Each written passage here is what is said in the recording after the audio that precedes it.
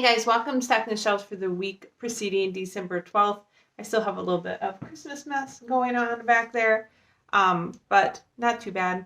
I have 12 books I'm going to go through with you guys today. The majority of them are actually review books, but I do have some library books as well. So I'm going to go ahead and start going through them. I made the mistake of going on to NetGalley and actually got some on Amazon Vine as well for review. So let's just get at it here. So first one I have for review is My Contrary Mary by Cynthia Hand, Brody Ashton, and Jody Meadows. These are the authors that collaborated to write the Lady Janie series, or whatever that ended up called, but My Lady Jane, that whole series of different Janes.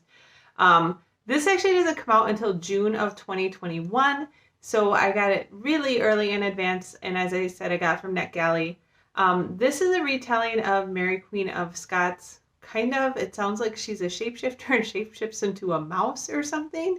But I did like the My Lady Jane books, and I didn't love them. I liked them. I thought they were pretty good. And so I'm excited to read this, My Contrary Mary, and see how the Mary retellings go. All right, the next one I got is What Big Teeth by Rose Zabo. And this comes out February 21st. Another one I got from NetGalley to review. And it just sounded kind of good. But it's about a girl at a boarding school who returns to from Maine to confront her family's monsters. And it sounds like it's maybe literally monsters, not like just sordid past. But I kind of got drawn to the cover, and it just sounded really interesting when I read the premise. So another young adult book that sounds like it's more like a supernatural / paranormal / horror thriller mystery kind of thing. I'm not entirely sure, but I think that'll be kind of a fun read. The next one I got was another one I got from NetGalley, and this one comes out pretty soon, January 12th, and that is Casting Shadows. And this is by Diana Taylor, and I don't know if I said that right. But it's about a woman who's having a lot of nightmares, and she decides to travel back home to Harper's Ferry to kind of confront her nightmares, which end up being literal ghosts. So it's another like paranormal type of book. So again, this was another one I kind of got suckered in by the cover and then read about it and was like, ooh, that sounds really good. Okay. And the next review book I got is Calculated by Nova McBee. This one comes out February 11th, and it's another NetGalley one. It's described as being the Count of Monte Cristo meets Mission Impossible. So it's about a woman who's a math genius who gets kidnapped and forced to work for, I don't know, this like mobsters or something. And one of the guys there starts sharing how she can use her math genius to take advantage of the situation. And that's really all I know about this. It just sounded really interesting, and the reviews that are posted of it so far, like the pre-reviews, are really good. So I think that will be an interesting one. And then the next one I got for review is Ninja Girl Adventures by M.G. Wilson and Phil Elmore. And this sounds like it's exactly what it is. I think it's already out or just released. And it is about a girl who, her dad dies. She finds out when she inherits the seat in the company that she's from a long line of ninjas. And that's what I know about. And I'm a sucker for ninjas, and it's supposed to be a fun read. So I went ahead and requested it for a review and got it. So Ninja Girl Adventures. And then the last one I got for review, I did get through Amazon Vine, so it is a physical book copy. And it's The Deepest Breath by Meg Grehan. And I actually don't remember what this is about. I think it's about a young girl and her mom and a whole bunch of ocean stuff. But it was a cute little book, and the previews of it sound pretty good. It is a middle grade novel, so it will be probably a fairly quick read for me. But I kind of realized I haven't been reading a lot of middle grade, so when I saw that there were a whole bunch of middle grade books posted on Amazon Vine, I did request a couple of them that sounded interesting to me. So we'll just see what happens with this. This comes out in February as well. All right.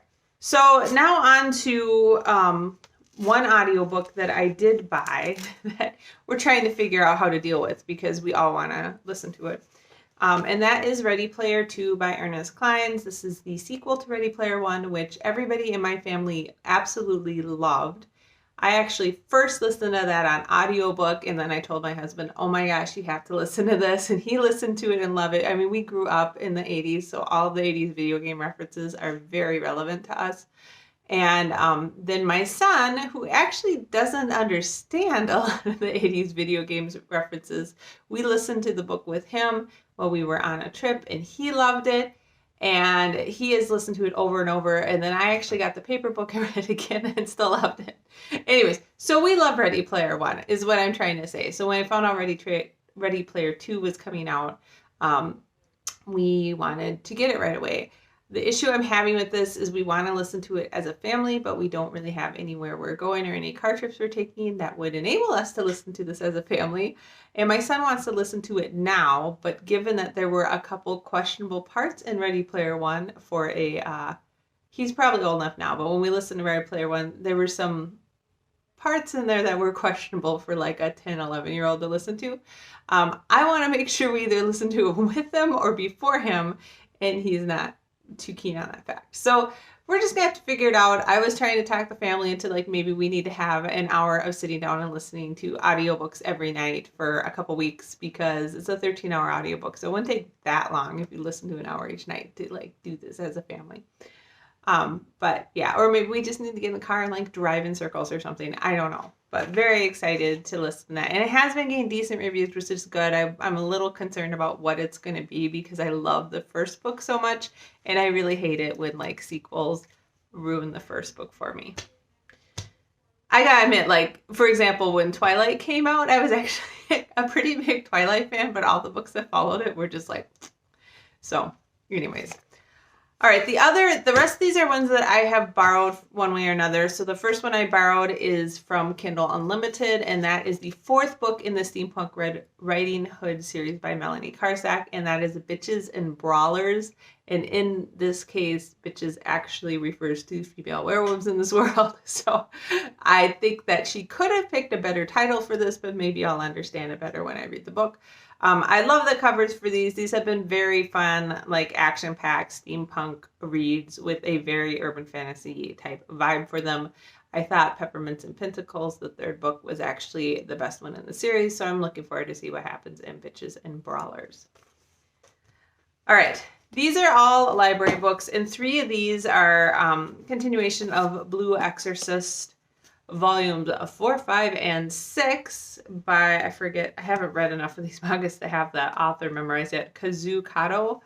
So I've read volumes 1 through 3, so has my son, and we went ahead and got 4, 5, 6 from the library. I usually get mangas in like groups of 3 or 4 because it really only takes me like 20 minutes to read each one, so it doesn't take that long. And my library does have this whole series, so again, I'm very grateful I can get these from the library. They're expensive to buy, like 24 volumes of a manga. That's like a serious investment.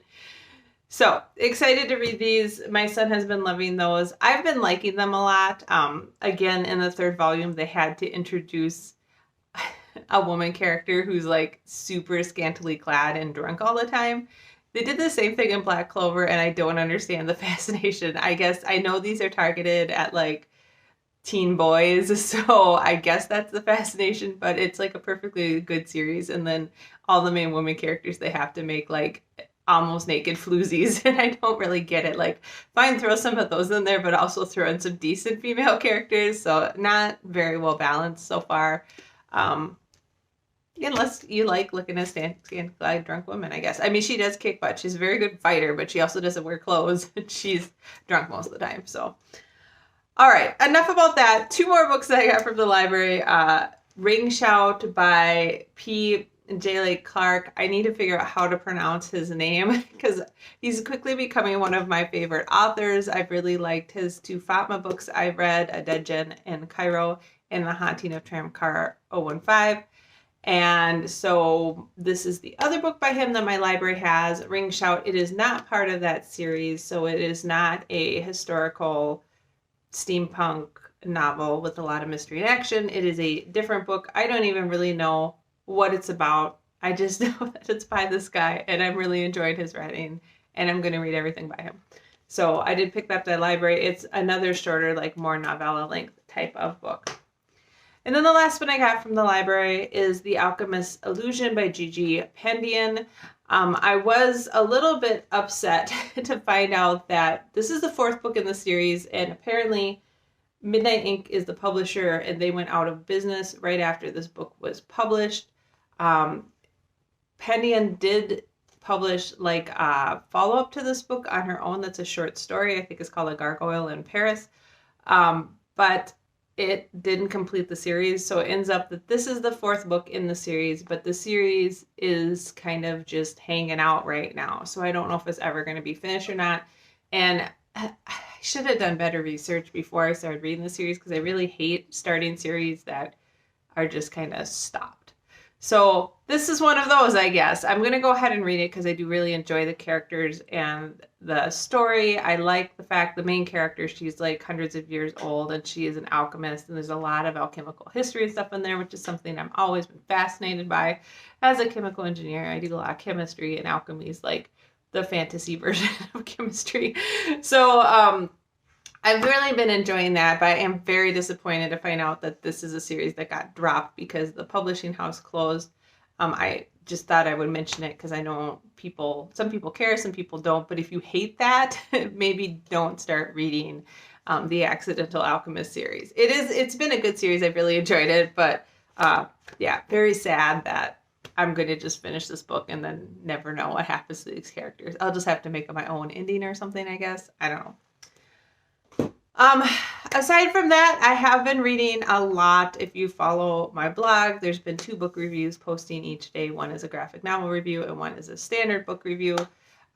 Because I was reading a lot of novellas and a lot of graphic novels, I ripped through those pretty fast. So, yeah, my to-be-read pile is on its way back down, surprisingly enough, because everything that I got over the last few weeks, I have read and returned. Everything except for, like, We Became the City by N.K. Jemisin. That one I have, and I have not started yet. It's, I'm always very conflicted about her books. Like, I end up liking them a lot, but they are not easy reads for me. They take quite a bit of effort to put into read, and I'm not in a mood where during the holiday season where I want to put a lot of effort in. Like, there's other stuff going on. I'm trying, like, we were doing a lot of mailing out presents because we're not going to be seeing people. And so I'm doing a lot of present wrapping and mailing, and I make a calendar every year. So that got done and just came, and we have to wrap all of those and just try to deal with how to navigate the holidays is always difficult. And this year is especially difficult because we're just trying to figure out how to do stuff. Like, are we going to drop stuff at people's house? Are we going to mail it? Are we going to try to meet anybody? Can we meet somebody outside? It's been unseasonably warm here, so it's been almost 50 the last couple days, which is perfectly fine weather to go hang out outside with people. And we didn't think that was an option here in Minnesota because normally it's in the teens or 20s, and that's just too cold unless you have really good space heaters. And then where are you going to put those? If you're in a tent with space heaters, you might as well just be in your house as far as COVID is concerned, right? So anyways, trying to navigate all of that has been interesting and also fairly sad. I think I've been a little depressed and hard to get some, viv and verb going, hard to get any enthusiasm going for stuff, because I will say during the holidays, we're usually busy pretty much every Friday, Saturday, Sunday from like November to January, sometimes into January, just meeting friends and family and doing work-related holiday events and all this stuff, and having that all taken away is pretty sad. My work did like a ugly sweater contest this morning, which, as you could tell, I did not participate in. They did it globally, so it was like our whole global group, like everybody in Germany and Japan and the US, and it sounds like 200 or 300 people called into it, so that's a lot, and I don't know that I was going to get a lot out of that, so I just decided to skip it and get some work done instead. So that's kind of their way of doing it, and there's a lot of stuff like that going on. So like, I had some patents granted this last year, And so they usually do a big event for the inventors where you get to go and there's like either a dinner or like a buffet, and you get to go talk to like all your coworkers who also had patents granted, and it's kind of just a fun thing. Last year they did it at our science museum, and sometimes they do it at other places.